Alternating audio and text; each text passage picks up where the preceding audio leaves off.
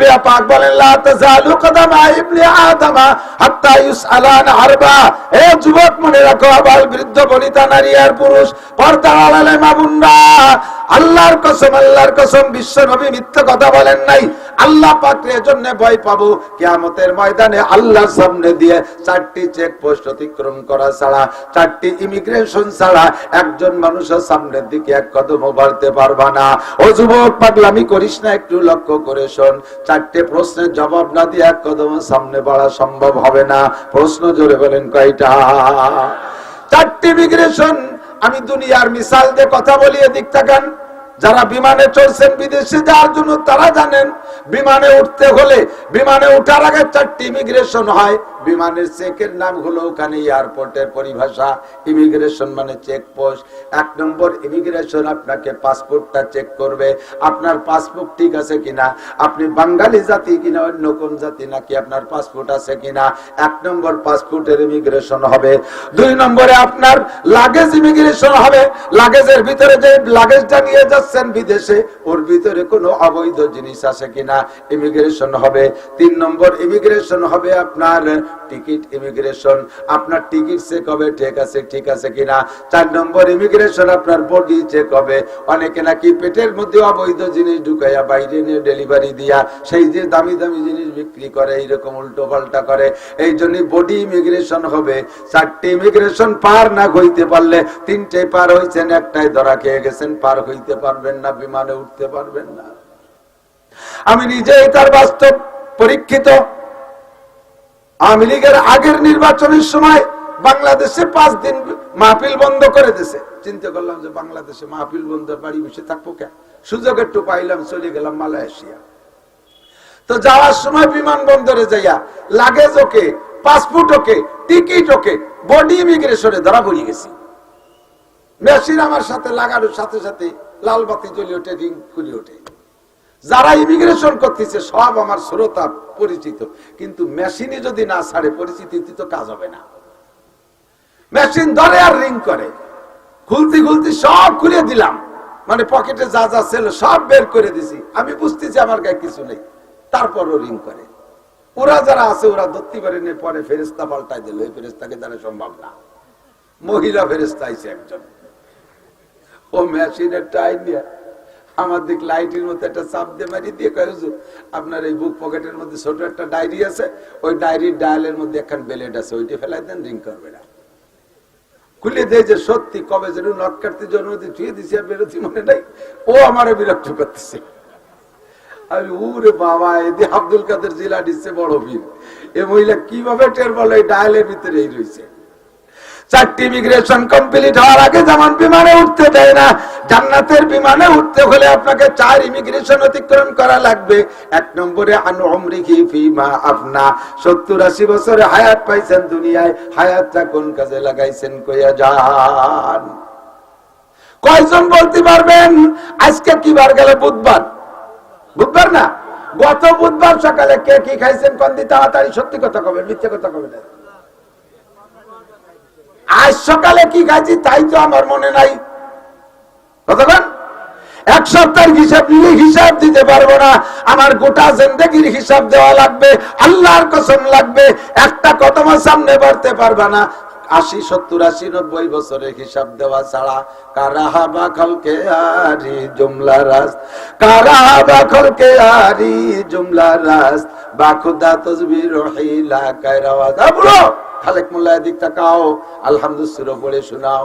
আল্লাহ আমি জন্মে সোজা মানুষ, এমন কড়া পেরে প্রশ্ন করো কেন? আল্লাহ কয় এত সোজা, তোমার ছেলে মেয়ে কয়টা? আল্লাহ মোটে 12টা। এত সোজা, পারো না 12টা ছেলে মেয়ে বানাতে পারলে কিভাবে? অপারো, পারোটা।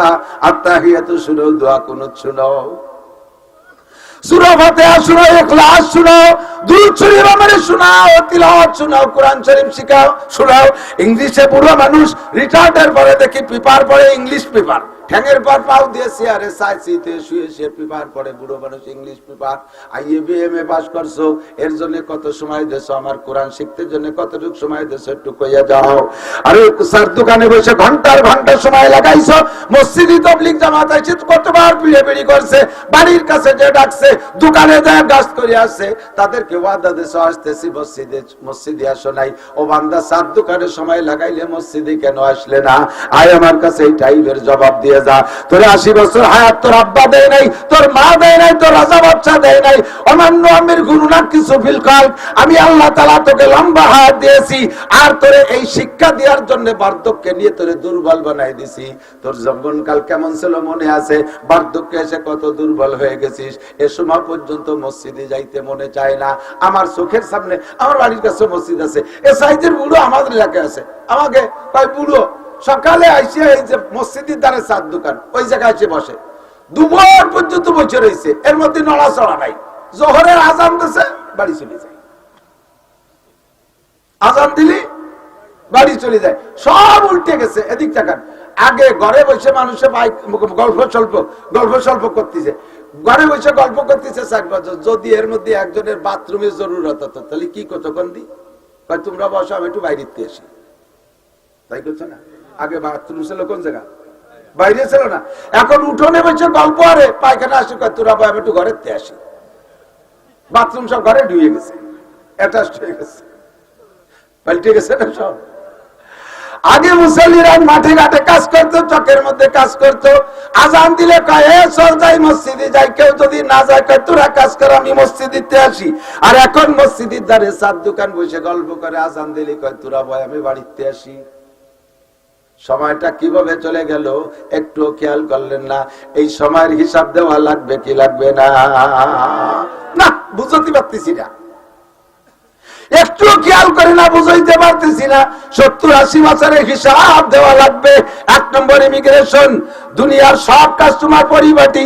বুড়ো মানুষ ময়লা কাপড় পরে না, বুড়ো মানুষ জামা লুঙ্গি পর্যন্ত আয়রন করে ব্যবহার করো। বেড বিছানাটা কত সুন্দর, তোমার আলনাটা কত সুন্দর করে সাজানো।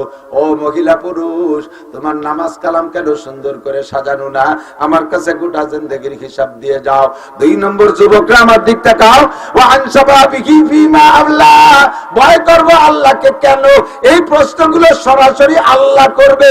আল্লাহর সামনে দাঁড়ায় জবাব দিয়ে যাইতে হবে। আনজাও সাবাবিহি, যৌবনকাল সম্পর্কে জবাব দেয়া লাগবে। তোমার সুন্দর এই সুঠাম বডির অধিকারী তোমার মা বানাই দেয় নাই, তোমার আব্বা বানাই দেয় নাই। এত সুন্দর নকনকে দেহটারে কোন কাজে লাগাইছো? তুমি যদি ইচ্ছা করো আজকে বাইসাইকেল চালাইয়া কালকে থেকে চরমুনার ময়দানে অ্যাটেন্ড করবা, বাইসাইকেল চালাইয়া বরিশালের চরমুনায় যাইতে পারো ইচ্ছা করলে। আবার তুমি ইচ্ছা করলে এখান থেকে বাইসাইকেল চালায় কয়েকদিন পর কাশিয়ানের উড়াকান দিয়ে যে অ্যাটেন্ড করতে পারো। ঠাউর বাড়ি সে জায়গার মেলায় তুমি যাইতে পারো। ইচ্ছা করলে রাতটা ভর দাঁড়ায় দাঁড়ায় তুমি ঠান্ডার ভিতরে দাঁড়ায় তাহাজ্জুদ নামাজ পড়তে পারো। ইচ্ছা করলে তুমি রাতভর দাঁড়ায় দাঁড়ায় মেসি নেইমারের ফুটবল খেলাও দেখতে পারো। ও যুবক, তোমাকে ট্রাই করেছি, তুমি মেসি নেইমারের ফুটবল খেলার রাত 2টা 3টা 4টে ম্যাচ মিস করো নাই। যুবক, তুমি সবে বরাতে এভাবে হেলায় হারাইলে কেন? ও যুবক, তুমি রাতের বেলা তাহাজ্জুদ কেন পড়ো নাই? বাইসাইকেল চালাইয়া তুমি ইস্তেমার মাঠে যাইতে পারতা, সে জায়গা না যায় তুমি কুয়াকাটা কক্সবাজার দিয়ে ঘুরে বেড়াইছো। কাজেই তোমার যৌবন কালটাকে অবমূল্যায়ন করেছো, সময় নষ্ট করেছো। কেন নষ্ট করেছো আমার কাছে জবাব দিয়ে যাও। পক্ষান্তরে তোমার যৌবন কালে যদি তুমি ভালোভাবে কাটাইতে, তোমার জন্য পুরস্কার কি রয়েছে? উলামায়ে কেরাম বহুবার বলেছে, আল্লাহু আকবার ওয়া শাবুন নাশা ফি ইবাদাতিল্লাহ। হাসরের মাঠে যখন পায়ের নিচে জমিটা পোড়া তামার মতো লাল টকটকে থাকবে, মানুষ দাঁড়ায় থাকতে পারবে না।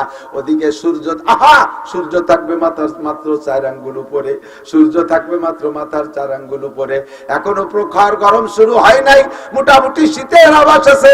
তারপরে মাঠে যায় পেঁয়াজের খেতে যাইয়ে একটানা 2-4 ঘন্টা কাজ করা যায় না, কষ্ট হয়ে যায়, গরম লাগে, গাছতলা যে একটু বিশ্রাম নিয়ে আসা লাগে। আর সূর্যটা রয়েছে 9 কোটি 30 লক্ষ মাইল উপরে। আরে 9 1,30,00,000 মাইল উপরে সূর্যের তাপ যদি সইতে না পারো, আল্লাহর কসম মাথার 4 আঙ্গুল উপরে সূর্য থাকবে, ওই সূর্যের তাপে পায়ের নিচে জমিটা পুড়ে তামা লাল হয়ে যাবে। চটপট করে বলবা, রব্বানা আখরিজনা মিনহা ওয়া ইন শি'তা আদখিলনাল জান্নাতা ওয়া ইন শি'তা আদখিলনান নার। তুমি মেহেরবান আল্লাহ, মনে চাইলে জান্নাতে দাও, মনে চাইলে জাহান্নামে দাও, হাসরের মাঠ থেকে বের করো। এই জায়গা থাকতে পারছি না, সহ্য করতে পারছি না। ও যুবক, এই বিপদ মুহূর্তে যুবক আর যুবতী, তোমাদেরকে আল্লাহর নবী গোছাই গেছে হাত ধরে নিয়ে আরশে আজিমের নিচে বসাইয়া দিবে।